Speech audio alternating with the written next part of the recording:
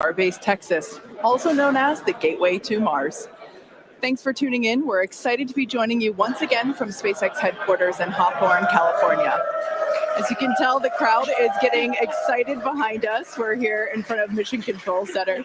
Now, we are targeting liftoff at 7:50 a.m. Central Time in just over 30 minutes from now. It's been roughly 2.5 months since our last Starship flight test, and the turnaround time between these tests just keeps getting shorter and shorter. Today, we hope to surpass what we achieved in Flight Test 3 in March. Our primary goal is to get through the extreme heat of Starship reentry, which is no easy feat. As with all of our flight tests, our goal is to collect as much data as possible. Every flight gets us another step closer to a fully operational Starship. Starship is the most powerful vehicle ever developed and the first design of a rocket that is capable of making life multiplanetary. Starship will allow us to land humans on the moon again after more than half a century, fly the heaviest payloads ever flown, and ultimately fly humans further into space than ever before. Getting there will require us to fly frequently, which is why we're producing so fast. We already have hardware built and are preparing for our next several flights. But the most important thing about Starship is that it's designed to be fully and rapidly reusable, and of course, reliable. We've been designing from day one to realize a vision of having an entire city of people on Mars, something we know will take launching millions of pounds of cargo and equipment into space spread across thousands of launches. The faster we can learn now, the faster we can improve and evolve Starship to achieve this vision. And that brings us to today's flight test, the fourth of many that will get us one step closer to Mars. But before we dive into the details of today's test, let's do a quick rewind and talk about our last integrated flight test, Flight 3. On March 14th, Starship successfully lifted off at 8:25 a.m. Central Time from Starbase, Texas. It cleared the launch tower and went on to accomplish several major milestones and firsts. All 33 Raptor engines on the Super Heavy booster started up successfully and completed a full duration 2-minute and 41-second ascent burn. Then we saw our second ever hot stage separation, powering down all but 3 of Super Heavy's Raptor engines and then igniting the ship's 6 Raptors to create separation. Next, Super Heavy completed its flip maneuver and ignited the 13 center engines for the boost back burn to send it towards its splashdown point in the Gulf of Mexico. All 13 engines ran successfully until 6 engines began shutting down, triggering an early end to the boost back. After descent, we attempted the first ever Super Heavy landing burn, which uses the same 13 center engines that we used on boost back.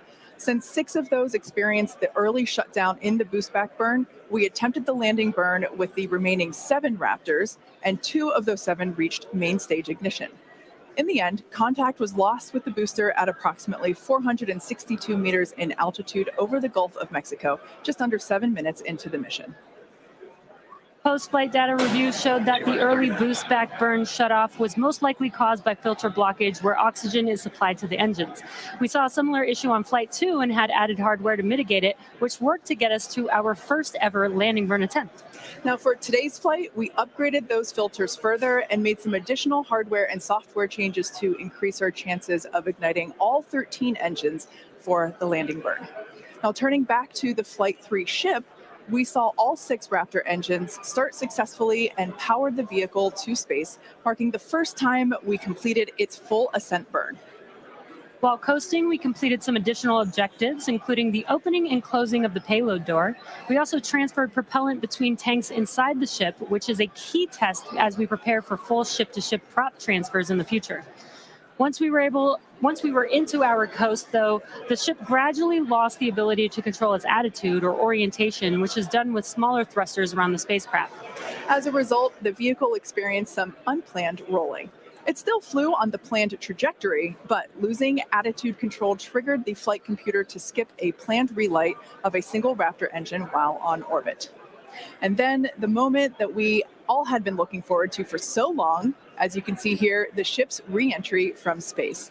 This was the first time that we were able to get real live flight data on things like heating and vehicle control during hypersonic re-entry, of which we will talk more about later.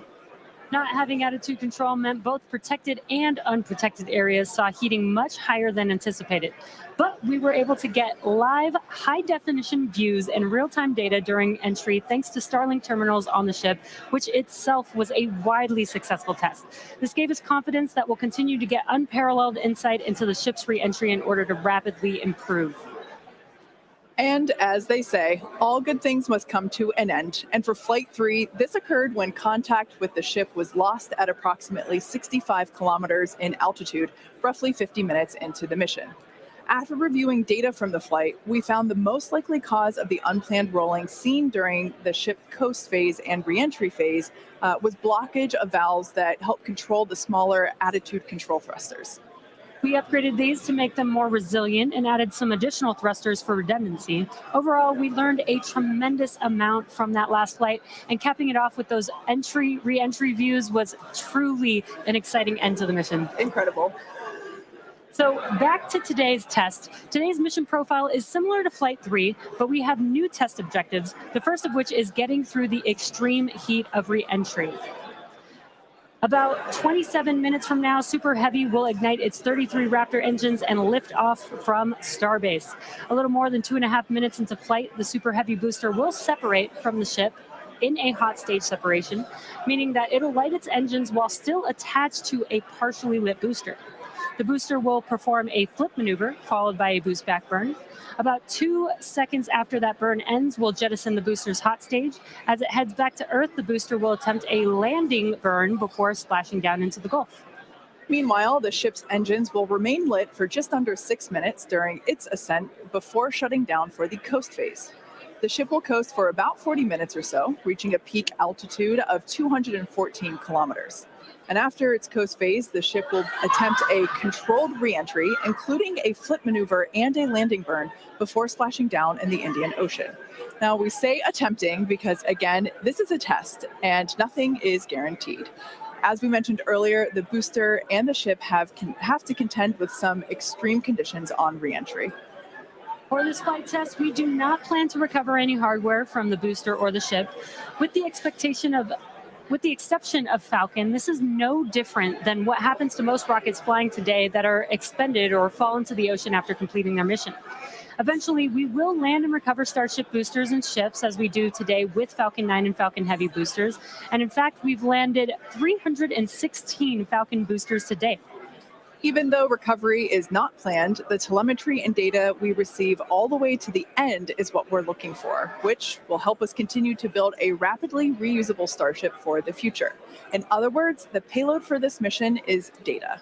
It's also worth mentioning that the hot stage jettison is an off-nominal procedure that we're using as a temporary way to reduce the weight of the vehicle for its water landing today. Yeah, exactly. Future designs give Super Heavy boosters a lighter weight integrated hot stage intended for full reusability, which will mitigate the need to jettison the hot stage. Okay, so now that we have a handle on today's flight test, let's check in with Dan. Dan, how's it going? Hey, Jesse, and welcome everybody back to Starbase for yet another Starship launch. I'm coming to you live from the Raptor's Nest behind the Mega Bay. I'm here with our Pad Red team and some of our flight controllers this morning. Everything has been going really smooth. We did have the red team going a little bit earlier to fix a ground side issue, but that was taken care of. That's why we slid a little bit later into our window. But as of right now, we are on track for liftoff at 7:50 a.m. Central Time. That's 12:50 UTC. As you can see, we are actively loading propellant onto Starship and Super Heavy. Those frost lines are ticking up as we load liquid methane, that's our fuel, liquid oxygen, that's our oxidizer, onto both vehicles. They're cryogenic, so they're subcooled to several hundred degrees below zero. Since Flight 3, we've made a few more upgrades, helping to bring Prop Farm 2.0 online. That's just going to help us to continue to shorten the amount of prop load time that we're going to need. We're also going to be using it for Launch Tower number 2, which is going to be coming to Starbase real soon. The faster we go, the less prop we're going to lose to boil off, and the better we can ensure things like temperatures are in the right range for Raptor startup. Now, those first 2 flights took about 90 minutes to load prop on board. That third, we knocked it all the way down to just 51 minutes. We're aiming for about 46 minutes of prop load time for today's op, eventually hoping to get that down all the way to 40 which for some context, that's just 5 minutes more than we take to load Falcon 9, but we're doing it with 10 times the amount. So this morning, ship prop load started at T-minus 50 minutes, booster at T-minus 43 minutes. We're going to pause the ship main tank prop load in just a couple of minutes to do the header tanks, which are going to do that attempted ship landing burn. We expect the ship to close out all of its prop at about 3 minutes and 20 seconds before liftoff, and then booster at about 2:50. Now, our final countdown sequence is going to look very familiar. It's going to be the exact same as it was on flights 2 and 3. So we'll light those engines, and then about 4 seconds later, we will actually see it lift off. But I mean, right now, we are just under 23 minutes away from launch. We're not working any issues either with the vehicle, the range. Weather is 95% go, so not dealing with any winds or weather issues today. If we do have to scrub, our next attempt would probably be about 48 hours from now. It's all going to be driven by commodities and just how far we get into the count. But everything looking good for liftoff just about 22 and a half minutes from now. I'll check back in with you guys in a few minutes, and I'll send it back over to Kate and Jesse. Excellent. Thanks, Dan. Flight tests like today are the fastest possible route for us to dramatically improve Starship's capabilities. The Starship flying today has already seen a number of changes based on what we learned from Flight Test 3 in March, which was only 2.5 months ago. Development moves really fast here at SpaceX. Let's take a closer look at the iteration of the vehicle flying today. Starship is comprised of 2 elements, the ship, which has 6 Raptor engines, and the Super Heavy booster, which has 33 Raptor engines. The current iteration of Starship is essentially an experimental vehicle flying for development. Starship 2 will be capable of carrying more than 100 tons to orbit, and Starship 3 will be able to handle more than 200 tons to orbit.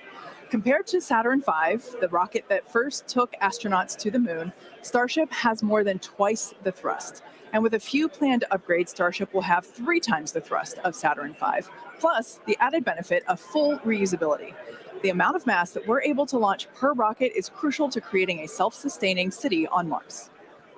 Now, to get a sense of how big Starship is, let's start with the average-sized human, which is about 2 meters high. And towering over our average human is the length of the Millennium Falcon, which comes in at 35 meters. Our Falcon 9 rocket with the payload fairing attached is double the size of the Millennium Falcon at 70 meters, and nearly twice the size of that is the fully integrated Starship at 121 meters tall. The ship is about 50 meters tall, and the Super Heavy booster alone stands 71 meters. Eventually, the ship and booster will get even taller.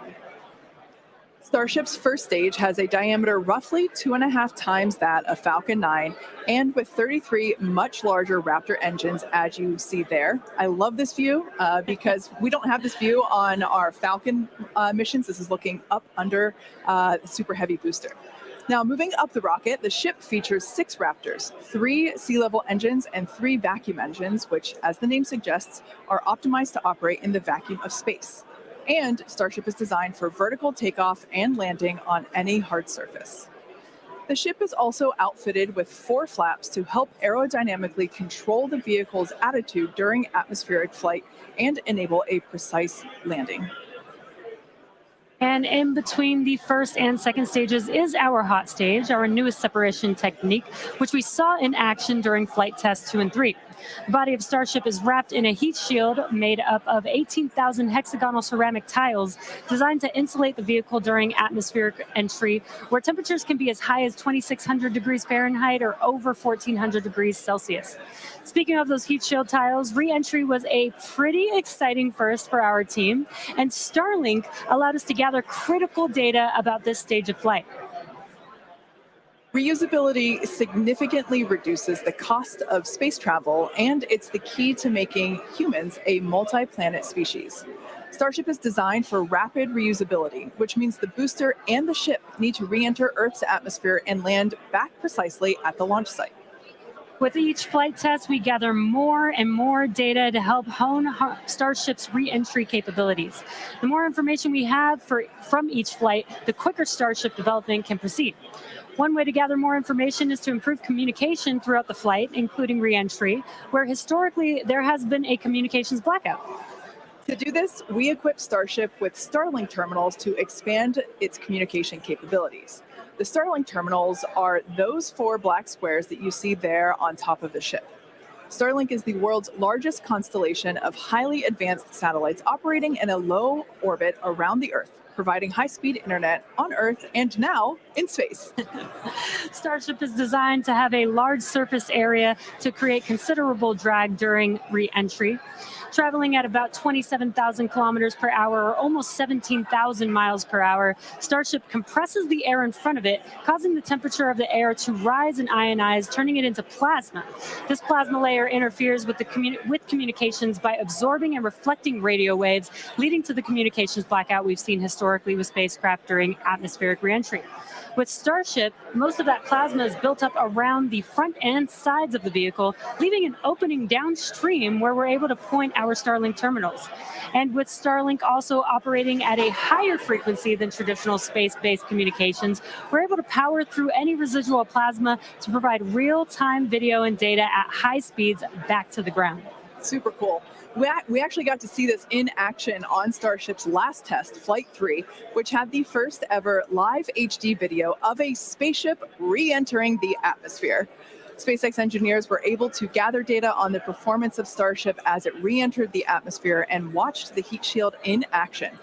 Now, the physics of re-entry are extremely hard to replicate perfectly on the ground, so access to this data is an invaluable tool for rapid iteration.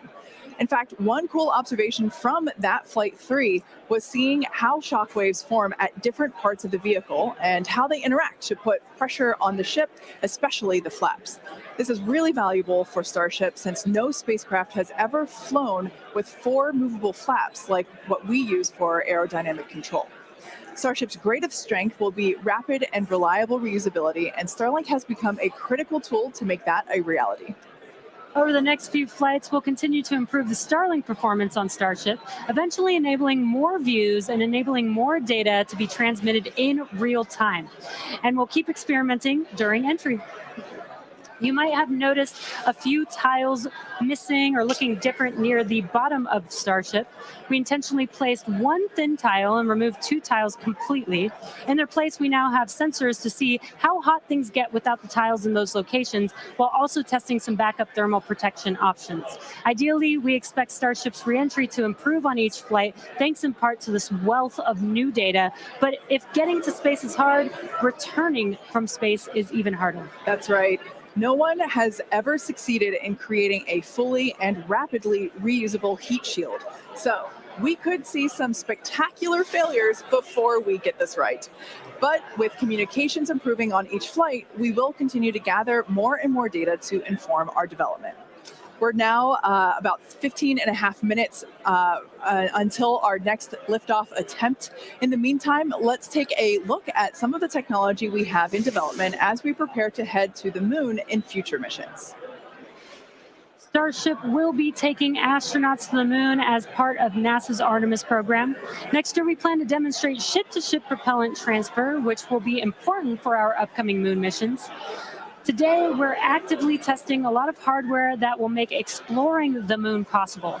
One recent series of tests brought together the key pieces we'll see when landing back on the moon: Starship, spacesuits, and astronauts. Together with Axiom and NASA, our teams put 2 astronauts in pressurized Axiom spacesuits and practiced the first steps of going to the lunar surface.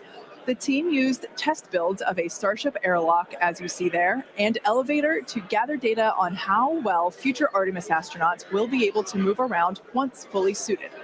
Tests like this are incredibly helpful for engineers designing these systems, as they have the opportunity to get feedback directly from experienced astronauts Peggy Whitson, who is on the right of this photo, and Doug Wheelock, who's on the left. You can see them in action during this elevator test. SpaceX will perform one uncrewed demonstration flight before NASA's Artemis 3 mission, which will be the first human surface expedition since 1972. After those first expeditions, we'll be ready to fly more people along with everything it takes to build a moon base. In many ways, Artemis feels like an extension of the human spaceflight work SpaceX and NASA have been partnering on for some time now. In fact, we just celebrated the anniversary of the Demo 2 mission. That's right. Just 4 years ago, on May 30th, 2020, SpaceX launched the first crewed test flight of our Crew Dragon spacecraft. Dragon carried NASA astronauts Douglas Hurley and Robert Behnken to the International Space Station in the first crewed orbital spaceflight launched from the United States since the final space shuttle mission in 2011, and the first ever operated by a commercial provider. You can see Bob and Doug there on your screen. That was certainly a memorable day for all of us here at SpaceX, one that we fondly think back on. And it's exciting to think about Starship being the next to take its first astronauts to the moon. In tandem with Starship development, all of our operational human spaceflight missions are helping us prepare for those future trips to the moon. Our upcoming private astronaut mission, Polaris Dawn, you can see the crew there on your screen. They will play a big role in testing procedures that will be relevant to our moon and eventually Mars missions. We're looking forward to the third Polaris Dawn mission, which will be the first crewed Starship flight. The Polaris Dawn crew will attempt to reach the highest apogee ever flown by a spacecraft, and they'll also be performing a spacewalk or extravehicular activity wearing SpaceX's newly designed spacesuits. They'll also be testing space-based communications, which will be critical to future deep space missions. The Polaris Dawn mission is currently targeted to launch no earlier than July of this year, so stay tuned because that is going to be a very exciting mission to watch. In the meantime, at T-minus 12 minutes, let's check back in with Dan on today's countdown. Hey, thanks, Jesse. Everything continues to go real smoothly. It's been a real quiet day so far. The board looks really clean, not tracking any impediments to a launch just under 12 minutes from now. Prop loads continuing. Looking at the numbers real quick, we're about 85% full on the ship. We did pause to start filling those header tanks on ship. Again, those are the two smaller tanks in the very top of the nose cone that we're going to use for that attempted landing burn with ship. And with the booster, we're just at about 75, 76% or so on our methane and LOX, so getting pretty full there. Those are going to continue down to about 3 minutes and 20 seconds before liftoff. That's when we'll close out all the prop on the ship. And then T-minus 2 minutes and 50 seconds on the booster. A lot of work also going on in the background. Our range safety teams working to make sure the area, not just around the pad, but in the sea space out in the Gulf, and also in the anticipated entry point in the Indian Ocean are clear. We're not tracking any blockers, any boats, anything like that in the zone right now, but their work literally continues right up until those last couple of minutes. So they're working pretty hard to make sure everything stays clear. But right now the range is green. I already talked about it in the beginning. It looks a little bit cloudy, but weather not a concern today. Really light winds. We only had about a 5% chance of violation when we started this morning, and that's held. So everything continuing to look really good for launch so far. The pad itself is getting ready. Reminder that we're going to light those engines about 4 minutes before it actually takes off. So you'll see them start. The 33 engines on Super Heavy start to light prior to that T0. And then about 2 seconds after, we'll start to see first motion. But everything looking great. Just coming up on 10 minutes until launch. Getting excited down here. Ready to feel the rumble. I'll send it back to you guys over in Hawthorne. Thanks, Dan. Teams are also getting excited here at SpaceX headquarters in Hawthorne, California. There is a pretty large crowd now gathering outside of Mission Control, located just behind Jesse and I. Now, actually, you can see it there on your screen. There they are.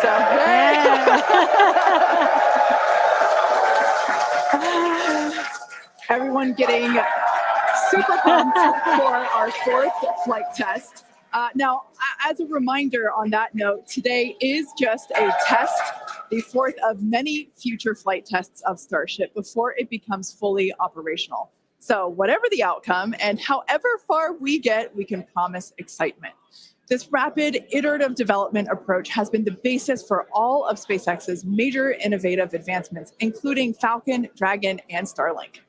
Today, we've successfully landed Falcon 9 boosters 316 times, changing humanity's understanding of what's possible when it comes to rocket reusability. And even though we are not recovering the booster or ship today, test flights like these provide critical data through every phase of flight, which will get us closer and closer to full reusability. And we have a lot more tests planned for this year.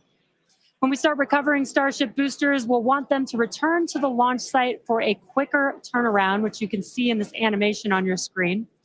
And that's when the tower reveals its dual purpose. After launch, the arms or chopsticks on the tower will help guide the booster into position to ensure a precision landing. And our goal for the near future is to have 4 launch towers, 2 in Cape Canaveral in Florida, and they will look very similar to the ones that you see here in this animation. As we know, we find that our renderings tend to end up looking really similar to real life. So while this is a rendering, we do know we can look forward to this in the future. Like I said, we're going to have 2 at Cape Canaveral in Florida and 2 located at Starbase. Starbase will continue to be used for flight tests, and the towers at the Cape will come online as we prepare to fly operational Starship missions.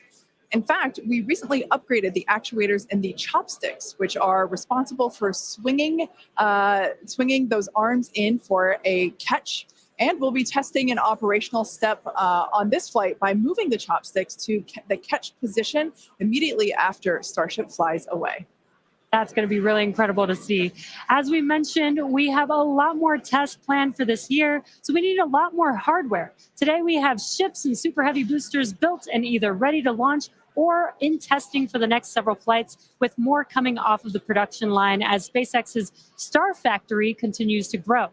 The latest phase of the factory currently under construction will come online this summer, giving us several 100,000 more square feet of space. Yeah, when you step into this factory, it is truly inspirational. My heart jumps out of my chest every time I'm there. Now, this will enable us to increase our production rate significantly as we build toward our long-term goal of producing 1 ship per day. And coming off the production line soon, Starship version 2. Now, with all that being said, let's check back in with Dan for the latest as we head into the terminal count. Hey, thanks, Kate. Everything still looks great. We're getting ready to launch. We are just under 6.5 minutes away. You can see when we throw up the graphics for prop load that we're almost closed out. Ship more than 90% full. Those header tanks are done. And then the boosters coming up on 90% real soon. So we're going to see those close out in the next couple of minutes. Ship's going to end at about 3 minutes and 20 seconds. It'll be fully loaded. And then booster at about 2 minutes and 50 seconds. After all the props loaded on, we go through a lot of steps to safe ground systems. You're doing things called pushbacks, where you're just clearing all of those lines on the ground of propellant before we lift off. But once we're done, we're going to have 10 million pounds of liquid propellant on board Starship to help power the most powerful vehicle ever designed.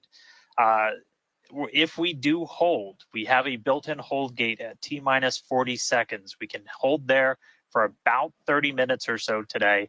If we need to wait for final pressure checks or for if we have anything on the range, anything like that. Did just get that the range is green. So we are coming up 5 minutes and 20 seconds away. We are not planning to hold at T-minus 40 unless we trip some kind of hold alarm, something like that. So we could blow right through that gate and go right to launch. Don't be shocked if we hold at T40 though. And if we do, we can hold for a couple of minutes and then keep going. Our window is open all the way until 9 a.m. today. Now, once we pass through T-minus 40 seconds, a number of events will occur in rapid succession. The ground spin and ignition systems will come up to flight pressure, and the ship will go to internal power. Now, after that, the quick disconnect arm lockout is removed in preparation for retraction shortly after T0. Gas lines connected to the booster and ship are vented down, and once we pass T-minus 40 seconds, we still have the ability to recycle the count under certain conditions back to T-minus 40 seconds and hold there to assess what happened and if we can proceed again to T0. However, once the water for the deflector system begins flowing at T-minus 10 seconds, any issue after that would be an automatic scrub for the day, as teams would need to refill the deflector's water tanks, as well as the lock storage tanks at the tank farm before making another attempt. So as Dan mentioned earlier, we are not planning to hold at the optional T-minus 40 second mark. That moment basically is what would allow teams to wait for final checkouts or assess prop levels or avionics, vehicle pressurization, the range, the weather. Weather is 95% go, as you can see from these incredible drone views that we have and pad cams. It is a beautiful day. Of course, we have some clouds billowing from the locks there. Yeah, and again, a reminder that the payload for this mission is data, and our primary goal is to get ship through the extreme heat of reentry today. We're very excited to see that. We did get very close on Flight 3, so I'm excited to see how these iterations that we've made to the vehicle will help improve our chances of success today. Yeah, absolutely. Now, just as a reminder for the booster, now we are not attempting to recover any hardware today, both either on ship or booster. For the booster, we will be attempting to perform a landing burn to have a soft splashdown in the Gulf of Mexico. We made some improvements from our Flight 3 learnings, so hopefully that will work and we'll see a successful soft splashdown. For the ship, we're hoping to demonstrate controlled re-entry, including a flip maneuver and landing burn, and that will be followed by splashdown in the Indian Ocean. That is the same target as we had on Flight 3, so everything should look pretty similar in that regard. And we just heard the call out there that all prop load is closed out, so at this point, there is like 10 million pounds of propellant on board Starship, which is incredible. This is getting very exciting. We are just about 2 minutes away from T0.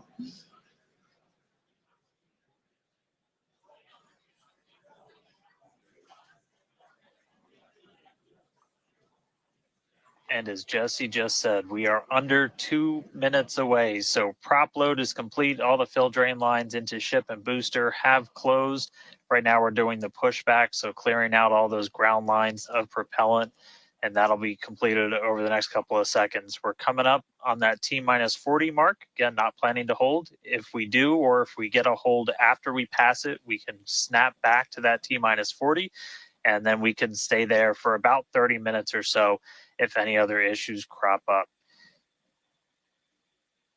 Once we pass T-minus 40, a lot of things happen, both on the vehicle and the ground.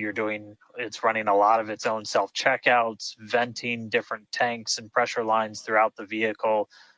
We essentially built that 40 seconds as that's about how much time it takes for the vehicle to take all of those actions, which is why we hold there. But all of that happens automated. You do a final checkout of the TVC, the thrust vector control, how we're going to steer, and then we see liftoff. So we're under a minute away.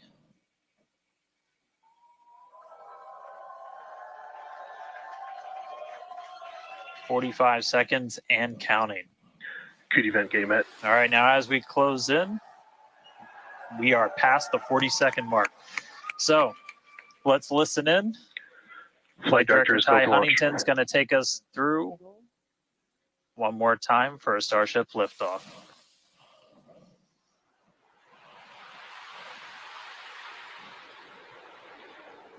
T-minus 15. 10, 9, 8, 7, 6, 5, 4, 3, 2.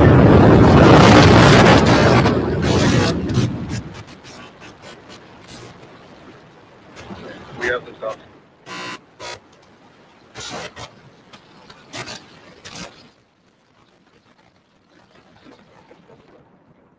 Vehicle is pitching downrange.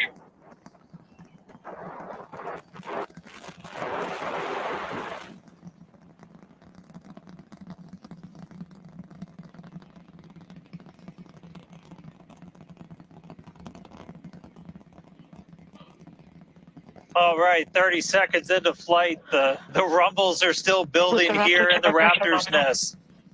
We're seeing 32 out of 33 engines lit on the Super Heavy right now. Coming up shortly is going to be max Q, that maximum aerodynamic pressure as we go uphill on the vehicle.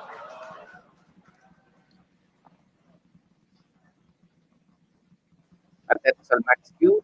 Max Q. Es la perfecto. Máxima presión aerodinámica. All right, we just passed through max Q, so we're going to continue on up. We still have about a minute and 30 seconds until we get to stage separation.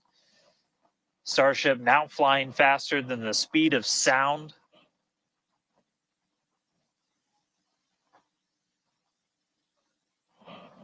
All right, so you got a couple of views. You got some ground trackers in your top camera there. You're looking down from the top of the booster in the bottom left, and then a camera in the top flap of the ship looking back in the bottom right. So getting a couple of different looks as Starship heads uphill. Once we get the hot staging, a lot of things happen all at once simultaneously. We're going to light the engines on the ship, starting with the RVACs first, and then the 3 center sea level engines before we're separated. All of that exhaust gets plumed out the side of the hot stage, and then the ship will separate itself. All but the 3 center engines on the booster are going to shut down. So the booster never stops its thrust while we go through this hot stage maneuver. After that, the booster is going to do its flip, start heading back, and then the ship will be on its own power on its way to space. So that should be coming up in just about 30 seconds from now. As of right now, still looking in like 32 out of 33 Raptors lit on the booster. And we'll start to see those stagger down. They're going to turn off in banks. So you'll see the lights on the bottom left screen of the engines that are active start to turn off in different groups. And you'll see those 3 center ones lit. Booster engine cut off. Ship ignition. Va la separación. Start separation. Separación exitosa. Boost back burn, start up. Acquisition signal. Que llegan los motores, se van apagando en grupos. Hot stage confirmed. Ship under its own power. Booster boosting back. Looks like all 13 are lit. Kate, we got a booster on the way back to the Gulf and a ship on the way to space. Acquisition signal. Status. Los 6 motores funcionan. Los del Starship. Ship power and telemetry nominal. All right, the first stage currently performing the boost back burn. This is expected to last a little over 1 minute. This propels the booster back toward the coast, taking it to a landing in the waters of the Gulf of Mexico.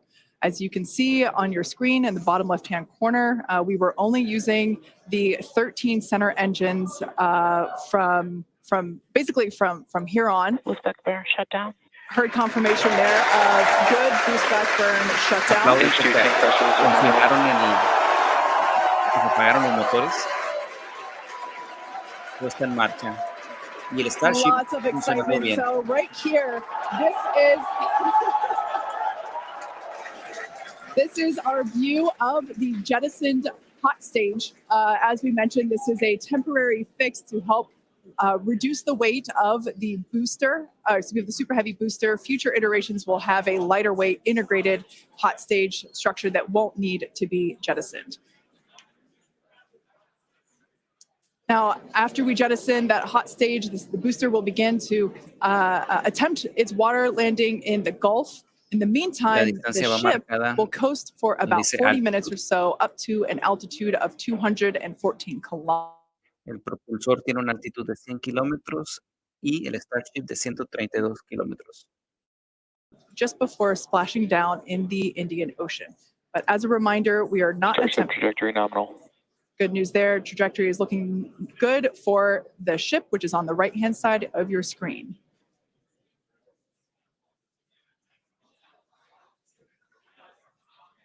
At this point in time, as you can see, we have no engines lit on the booster. It is coasting back toward the Gulf of Mexico for a water landing and ship under power of all 6 Raptor engines. There's 3 sea level and 3 vacuum Raptor engines that are lit, as we can see on your screen.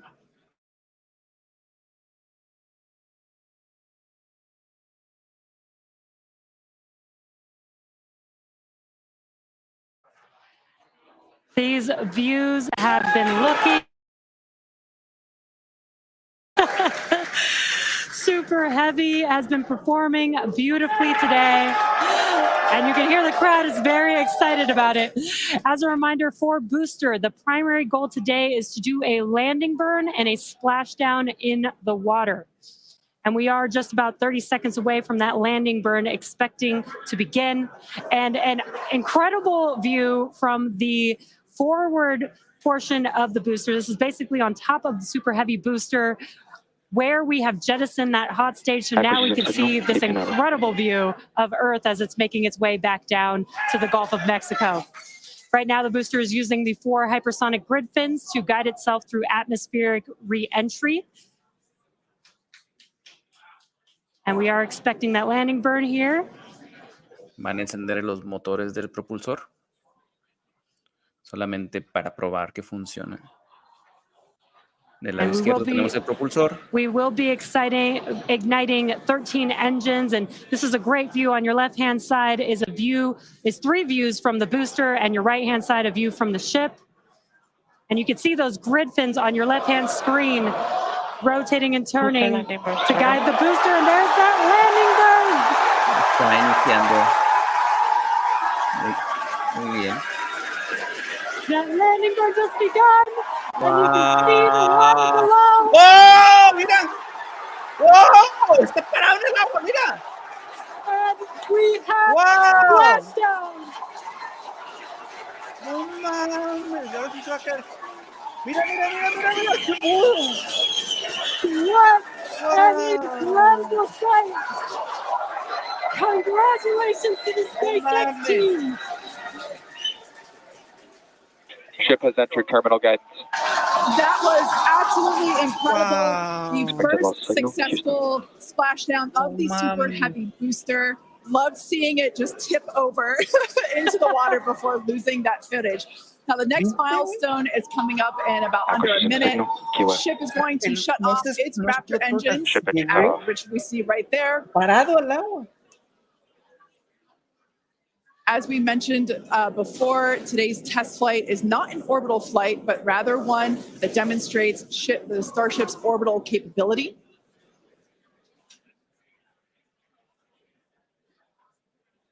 So right now we are under power with just the 3 center Raptor engines.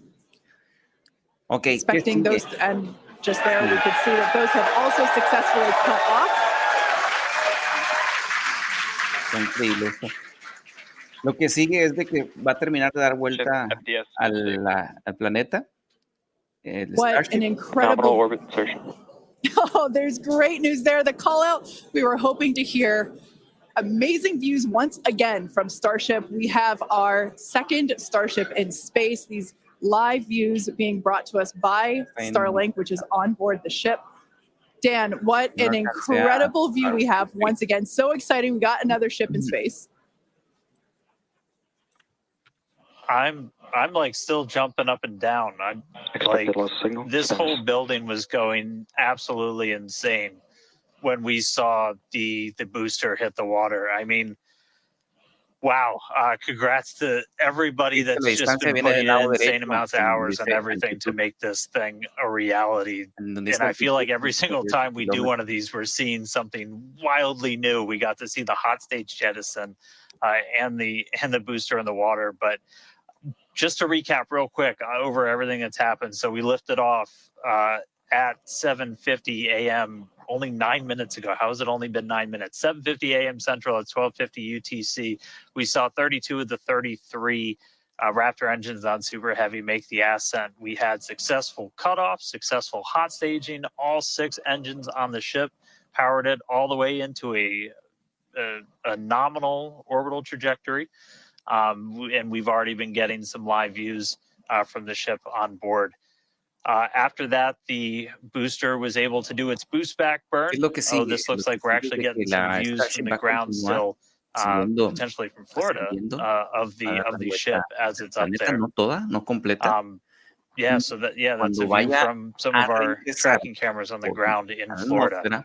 But the ship, we just heard successful orbital insertion, so it's right where it needs to be, and is now going to continue on its way to coast until it comes to reentry. But I mean, the booster, successful boost back burn, jettison the hot stage, and then a landing burn. It looked like we saw 12 of the 13 engines light up, and then that first ever soft splashdown in the water. So A whole lot still to come. Ship now on its way to its primary objective of entry. That's going to be coming up in just under 40 minutes from now. So a lot still to come, but wow, what a 9 minutes to start this mission off. So can't wait to see what entry is going to show us. But that launch was incredible. Back over to you, Jesse and Kate. Wow. I am still trying to catch my breath here. That was some incredible views that we have never seen before. It has been nonstop since liftoff, and with the booster having completed its job for the day, we're going to take a short break for about the next 28 minutes, and we'll return while we're going to take a break while the ship is continuing to coast before re-entry. Exactly. As with Flight 3, Starlink may enable us to talk with the ship through re-entry with no communication blackout. We are still testing Starlink during this phase of flight, so of course nothing is certain. However, if we do have views, we will be sure to bring those to you live, views such as the one, that we had. Well, of course, because I said it, it went away. So we will try to bring those to you live. Exactly. Views or no views, we'll see you back here at T plus 40 minutes for coverage of Starship's re-entry, flip maneuver, landing burn, and splashdown. Todo el detalle, pero lo logró. Expected loss signal. ¿Qué sigue? La Starship continúa su viaje por encima de nuestro planeta, está dando vueltas, va a llegar muy cerca de Australia y va a realizar una acuatización también. ¿De acuerdo? Entonces, ahorita lo que está sucediendo le llaman blackout, porque todavía no pueden encontrar la señal porque está volteando por el planeta. Entonces vamos a estar atentos y muy, muy, muy emocionante. Todavía no termina.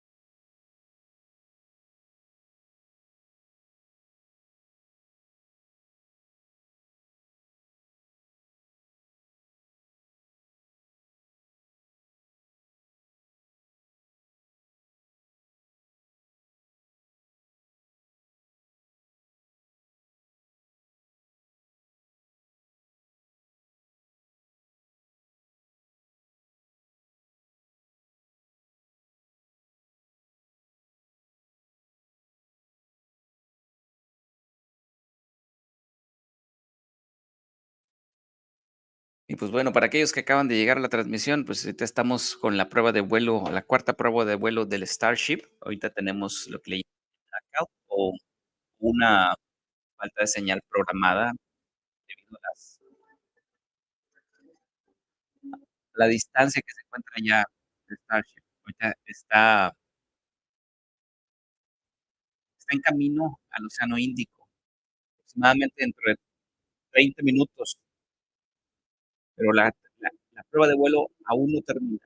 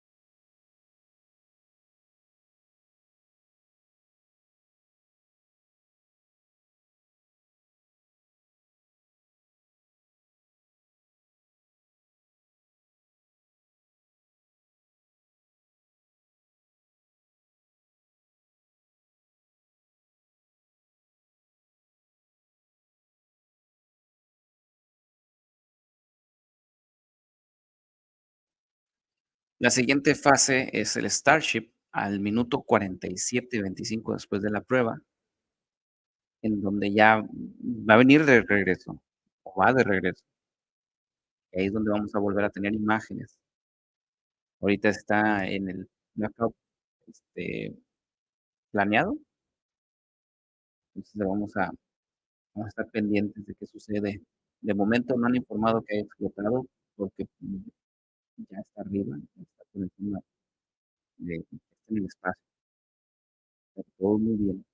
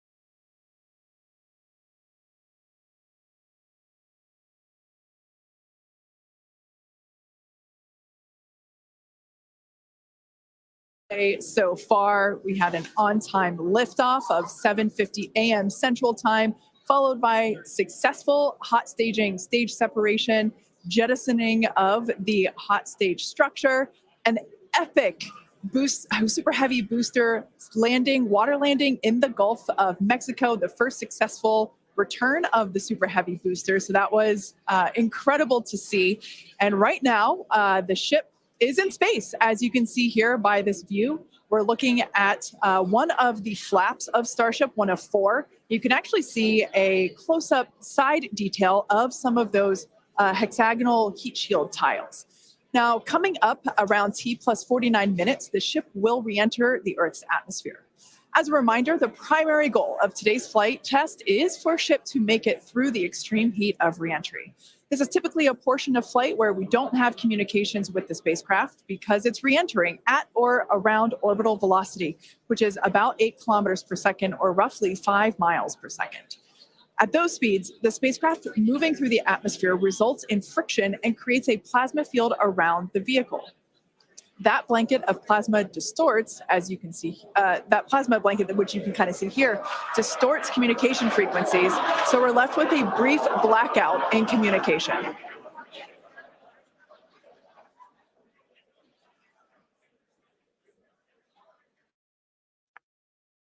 Este es el simulador de cómo debe de ser la prueba. Vamos a ver el plasma rodearlo, la nave. Entonces, esto es lo que se intenta hacer, pues vamos a estar atentos a cómo resulta la prueba. Today. But these live views that we're getting now and we're going to continue to get are through Starlink. That's going to allow us to get as much data as possible, which we've said it before, we're going to say it 9,000 times. The data is the payload on these flights. So as much as we can learn, that's just going to pay dividends on all of our future flights and help us get Starship to an operational phase. Re-entry, obviously a really critical phase of the flight, and it's the one that we're now most focused on cracking to get us closer to that full reusability. Starlink is going to be able to send us data back all the way through re-entry. We've done some additional testing, and we're expecting to be able to get data from Starlink thanks to its high frequency and kind of the orientation and everything of Starship all the way through re-entry. And then got a new view here. We have 2 external views. We had this one on flight 3. We've got 2 for this one. And we're going to continue adding views as we continue to evolve Starship. Again, this is an experimental vehicle. Believe me, I want as many camera views as you all do. So huge shout out to the AVI and the software teams and everybody that's been working with us. We're getting more cameras on Starship, not just because it looks cool, but this provides an incredible insight into re-entry, which is, historically a really tough window to look through. Approaching entry interface. The physics of re-entry are insanely intense. One of my favorite NASA astronauts, Victor Glover, recently described it as with the forces and the flows and the temperatures, it's like pointing at a raging river in one spot and saying, tell me exactly what's happening right there. And that's what a ship is experiencing as it goes through, as it's moving through the atmosphere at more than 5 miles a second and heating up to thousands of degrees. So just having visual representation, just being able to see what's happening is incredibly valuable. So these views are going to be through Starlink. We've got this one. This is in one of the forward flaps looking back. So if you see it rotating around, that's because, again, it's embedded in one of those forward flaps. So as we get through and we start to build up density in the atmosphere, this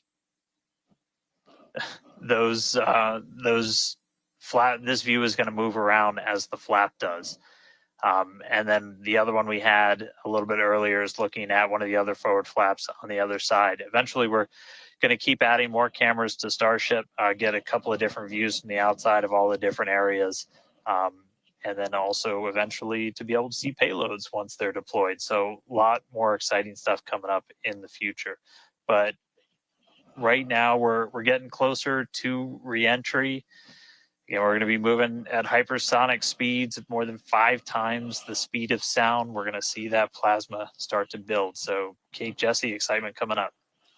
Yeah, as you can see with that view on your screen, again, high def brought to us by Starlink. We can see the plasma beginning to build as the ship is getting closer to the Earth's atmosphere. Now, let's talk a little bit about how Starship will survive reentry, hopefully, and control itself. Exactly. We've been talking about this entire flight test. There's 18,000 hexagonal ceramic tiles surrounding the bottom portion or the Earth-facing side of the Starship is ship. passing through 100 kilometers altitude, good altitude for entry. Great call outs there. Now, during atmospheric reentry, the vehicle is going to see temperatures as high as 2,600 degrees Fahrenheit or over 1,400 degrees Celsius. So those tiles are there to help protect the vehicle from this extreme heat. Yeah, and the flaps will help control it. Now, one noticeable difference I see immediately, those flaps are not moving as much as they were on Flight 3. So that is a great sign, right? We had unplanned loss of roll control on Flight 3, so we added some additional thrusters, and we can see that they're working well, and we have a much more stable view. So those flaps, there's 4 of them, 2 at the top and 2 at the bottom. They're made out of stainless steel. And yeah, they help steer the ship, which, as we can see, the plasma continuing to build. Now, if the ship survives reentry, it will have to perform a flip maneuver as well as a landing burn. We saw this demonstrated in a couple of high altitude flight tests back in like 2020, 2021. Similarly, temperatures increasing on the nose within expected ranges. Great news there. It sounds like the temperatures that we are getting during this point, which again, we usually don't get during spaceflight because of this plasma. We're getting this live. This is great news. So similarly to, for example, the serial number 10 test that we saw a couple years ago, we're hoping to duplicate that again today. Hopefully we will see it live. And basically the 3 center engines of the ship will reignite and gimbal or point to help flip the ship until those engines are pointing down so that it can land vertically using Raptor's thrust. And as you can see, even from the beginning of the program, we've designed Starship to land on Mars where there are no runways or other humans to help out. We also want rapid reusability, so we're doing... The vehicle is passing through 85 kilometers altitude. The flaps have control of the vehicle. Great news. Flaps have control of the vehicle. That's exactly what we want to hear for this flight test. Yeah.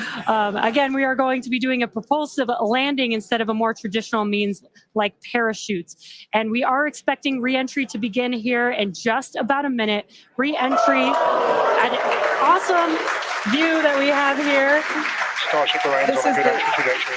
This is the same view that we had when we first returned from the coast phase. Again, this is looking at the side of one of the flaps. It's incredible that literally at the bottom of this picture, we're basically looking through plasma, which is just absolutely mind-blowing. Wild, very wild. Now we are expecting entry to begin here in about 30 seconds or so. Entry to splashdown is expected to last about 6 minutes long. And that flip maneuver should occur around about 10 minutes before splashdown. And such incredible views that we're getting. Todo va bien si sobrevive el Starship. Deberá Great call outs there. Le llaman el flip. Se va a voltear. Yeah, these views are absolutely astounding. Most temperatures continue to rise within expected region. Es más estable que la vez anterior. And in your bottom right-hand corner, you can also follow along with the altitude of ship as it's returning back to Earth. So once again, this view is basically looking down into the plasma blanket that is building up around the exterior of Starship. It is traveling, as you can see on your screen. You can look in the bottom right-hand corner and see how fast it's going, how high it is, as well as the general orientation. Again, we're seeing a lot more stability, a lot more control here on this flight, which is great. It shows that the iterations, the learning... Starship is now in expected peak heating region. All right, great news there, telling us that this is basically the hottest point that Starship should get during its reentry. Now, the heat shield is working with the atmosphere for some free braking, okay? The atmosphere is helping to slow the Starship down. Yeah, exactly. We're not using any engines or thrust to slow the vehicle down. Exactly what Kate mentioned. We're just using the atmosphere and those heat shield tiles protecting the vehicle as it's coming through that high heat temperature. Yeah. Now, this is another one of those moments that we have been waiting for. Right now, the ship is currently re entering the Earth's atmosphere. And by all looks and all callouts that we're hearing on the net, it is doing pretty well. Now, we do not plan to recover the spacecraft today, but rapid and reliable reusability is the ultimate goal.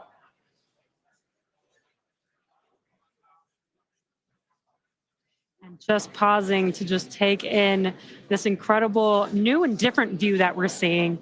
We did get a similar view in Flight 3, but again, the vehicle did lose a little bit of its control, attitude control, and this is a very stable view. This is great. This is exactly what we want, and we are hearing that we're getting expected call-outs. Mm-hmm.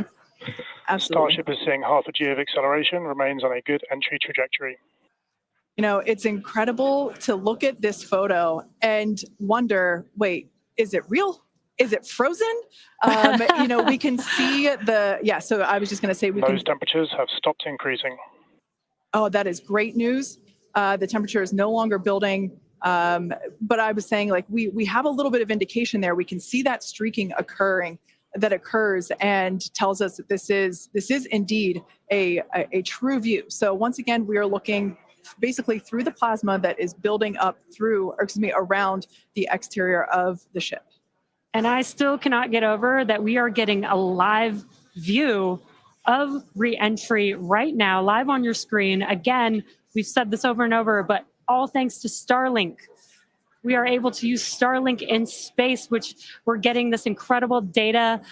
And not only just the data from the sensors, but getting live imagery of what is actually happening, which is great, which we've never been able to do live before. Right.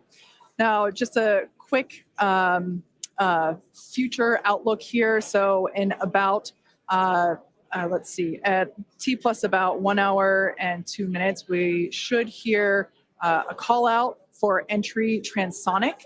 That means that the ship is going near the speed of sound. And then about a minute after that, we'll hear another call out saying entry subsonic, meaning that the ship is going below the speed of sound. So these are all continued indications that the atmosphere, right, as the ship comes back down, it is getting through the more dense part of the atmosphere, and that atmosphere is helping to push against the vehicle, and those heat shields are protecting the vehicle during this high heat period.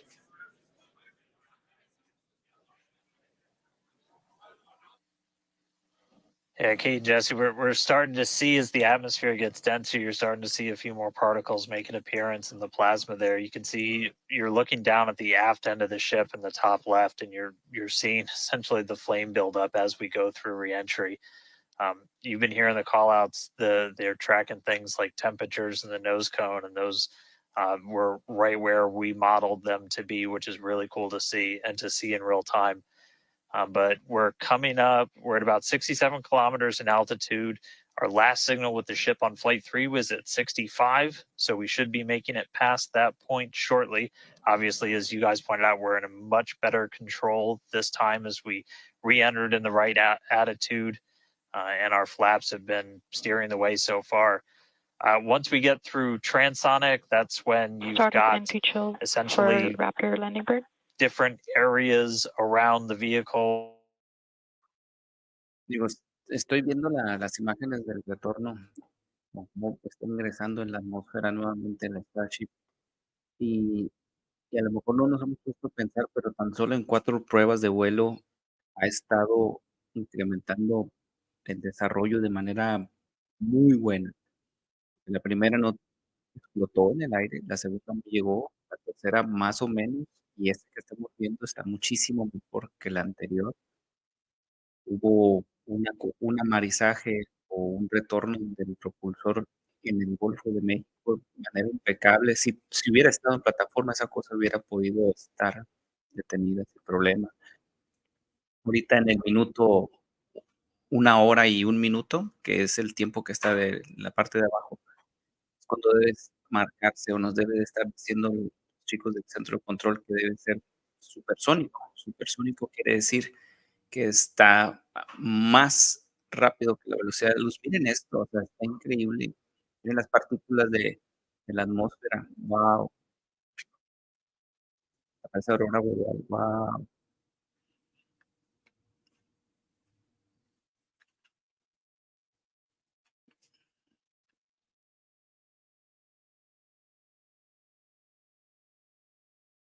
And looking like we're still on a good trajectory. If you're seeing little camera moves, that's the flap moving as it continues to maintain the attitude of the vehicle as it re-enters.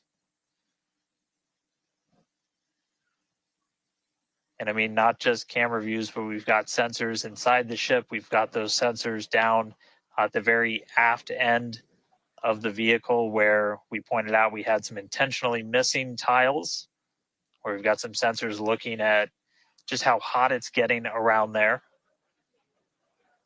We intentionally put those in essentially the least critical part of the heat shield, where if you had any kind of a breach, it wouldn't be great for reusability, but wouldn't be critical for actual making it through the reentry into the landing.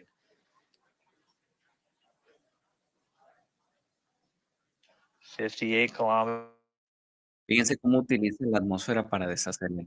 No tiene ningún propulsor encendido, no está utilizando nada para frenar, solamente la presión como va frenando. Miren estas imágenes, no puede ser, digo, cómo ha aguantado. Wow.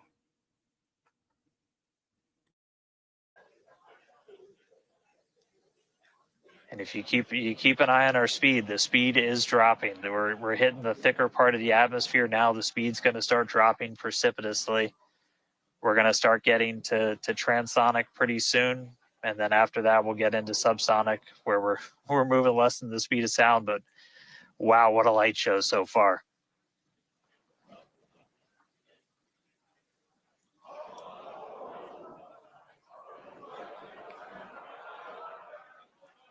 External temperatures are starting to come down. Again,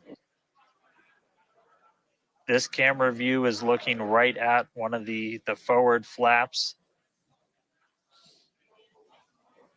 And we're strategically putting some cameras around the vehicle to just look at the different areas that looks like we got the flap starting to come apart a little. Yeah, it does appear that we have a little bit of burn through there. We can see pieces of the vehicle flying off. Wow. What a show it has been. It's been like watching Interstellar or something. This is wild to see this, but the ship is still coming down. This is incredible to see. How far can it go? That is the question. Keep your eye on the altitude in the bottom right-hand corner. We're at 54 kilometers right now. Now, ultimately, the data is the payload today. We've been saying it multiple times. Our teams are sitting, reviewing this data live, learning where the hot spots are. Wow. As you can see, there's an obvious hot spot there with the flap, and learning how we can improve this design. Wow. The goal was to get as far through this high heat re-entry as possible. Ideally, we'd love to make it all the way down and perform that landing, burn, and flip maneuver. But a ver si llega. And we are gathering as much data as possible, visual data as well, which we can see here. We are getting a lot of debris covering the camera on your screen, but we can still see some of those sparks and flames from that high heat as ship is making its way back down to Earth. Ship now at 50 kilometers and closing. The good news is we still got, looks like that camera lens just cracked. It's safe to say ship's getting a little beat up, but that's to be expected on a test flight. We are still learning how to improve.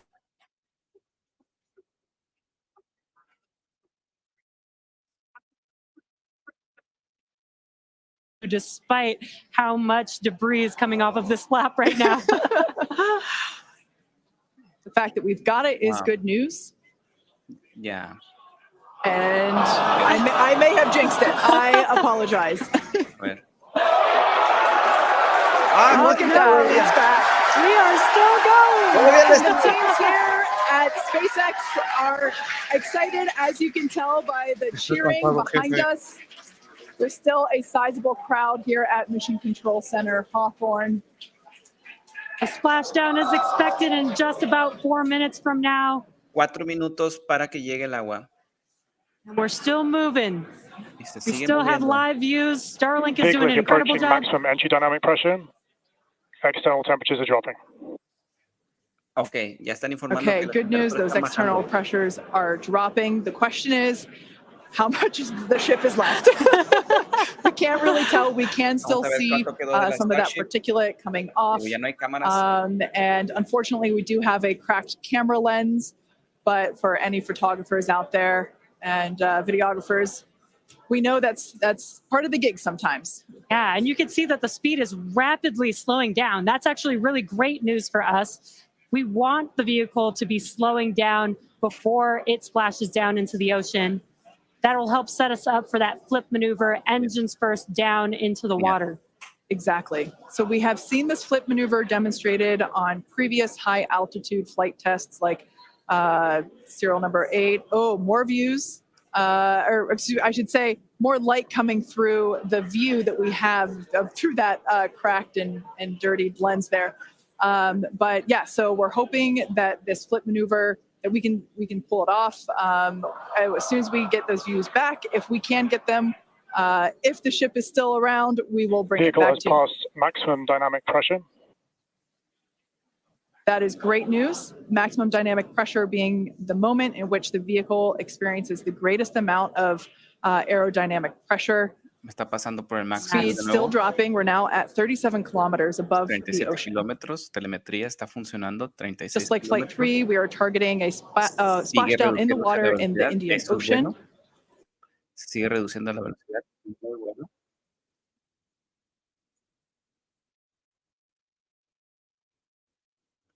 Mientras no tengamos imágenes, no pasa nada. Bueno, perdón, mientras tengamos la telemetría. Miren las imágenes. Wow. No manches. To see that view, despite not being able to see very much. The fact that it's there tells us the ship. Yes, and For now. collecting data. Buen indicativo de que todavía está vivo. No sé si está intacto, creo que no. Mark 2. Sounds like the vehicle's traveling, as we just heard, Mach 2, which is, looks like we might, I thought maybe it might clear up. It is a little bit, now at T+1 hour, 3 minutes and 13 seconds into Starship Flight 4, hoping that the ship can hang on. It's probably potentially hanging on by a couple of bolts. No, viene hecho pedazos, pero viene. And that is excellent news. That deceleration is looking incredible. We're about to go under 1,000 kilometers per hour. Yeah. Starship is at 20 kilometers altitude. Now, keep in mind that even though we can't see anything, data itself is what we really are. Starship is subsonic. Subsonic, they're telling us it's traveling below the speed of sound.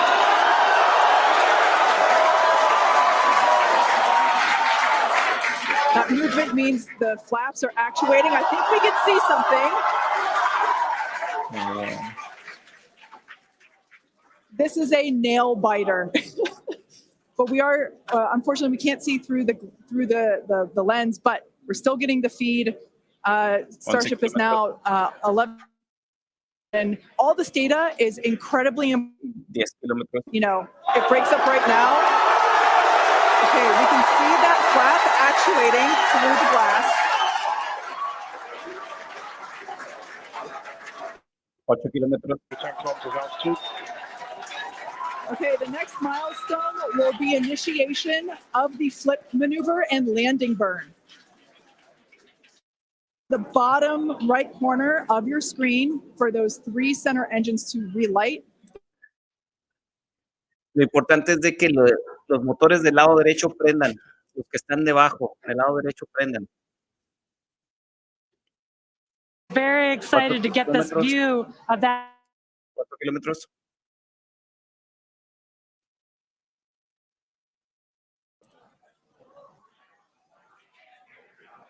This is incredible. Getting very close to splashdown. These fireflies are such a good sign of life right now. We wish we could see more, but we'll take it. Starship is at 2 kilometers altitude, terminal velocity. Entienden. Landing burn startup for Starship. All right, good news there. No es cierto. Nomination location. Landing bird startup.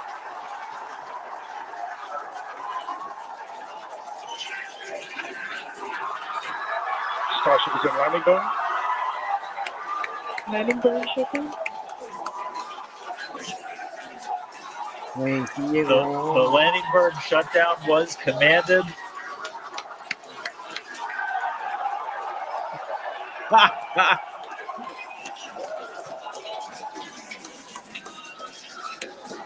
Los vatos.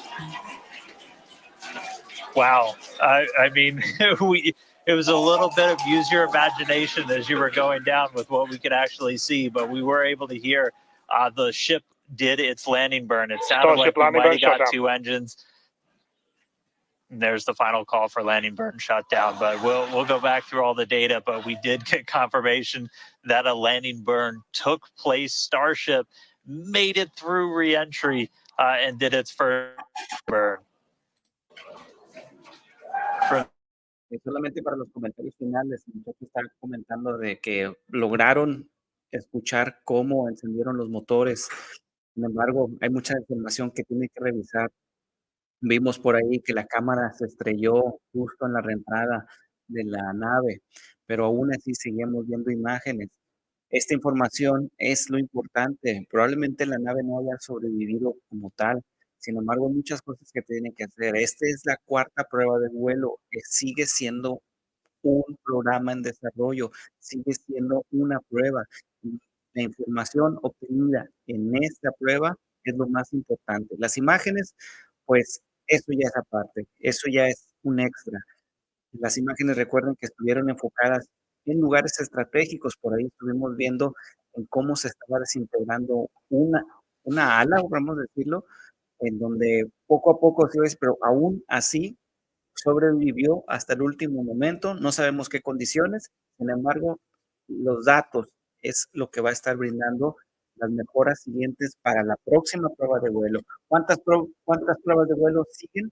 No sabemos, solamente las mismas pruebas lo van a estar indicando. Vamos a escuchar los comentarios y ahorita los platico. Congratulations to our teammates, to everyone who supported the Starship program. Thanks to all of our future customers for your support. And we'd also like to thank the people of Cameron County, Texas, as well as the Coast Guard, the Federal Aviation Administration, and the government of Mexico. And since Starship got a little bit toasty from that extreme heat of reentry, and we've got our very own Starship right here, let's have a toast of our own. I've been waiting all morning for this. Okay, may I? Light me up. Yeah. Just like Starship, I like this toasty. I'm keeping this. Now, we've got more Starship test flights coming to you soon. Be sure to follow the SpaceX account on X for more updates from today's test flight and future Starship tests. Thanks for watching, and we will see you next time. ¡Excelente! ¡Épico! Estén atentos a más información aquí en Glaretum y muchas gracias por seguirnos y continuamos con su transmisión de horario local.